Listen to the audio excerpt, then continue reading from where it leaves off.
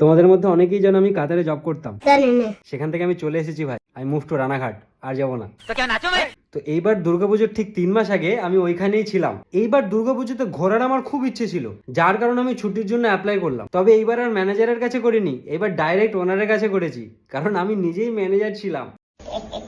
Good morning, how are you?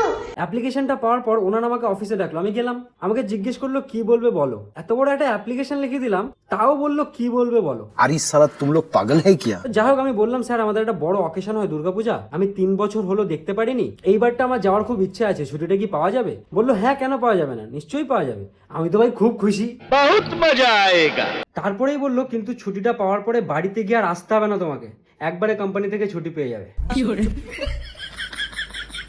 আমি ভাই রেগে মেগে টেবিলের ওপরে রাখা অ্যাপ্লিকেশনটা তুলে ছিঁড়ে ফেললাম। क्या बात है सर, क्या बात है सर। ওনার দেখলাম আমার দিকে বড় বড় চোখ করে তাকিয়ে আছে।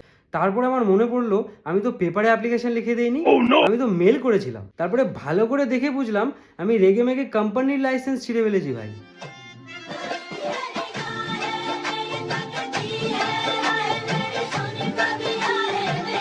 आपकी तरह मैं भी मायूस हूँ। তারপরে ওনারা আমাকে বললো কোনো ব্যাপার না, ওটা ডুপ্লিকেট কপি ছিল, অরিজিনাল কপি আমার কাছে আছে।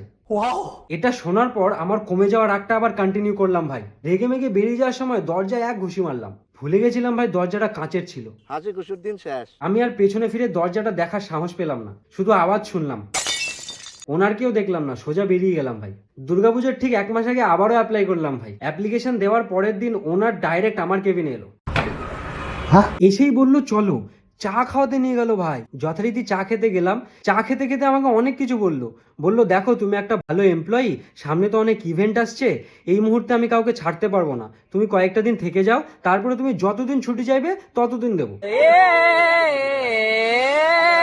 এত সুন্দর করে বললো না, একটা মানুষ না করতে পারবে না ভাই।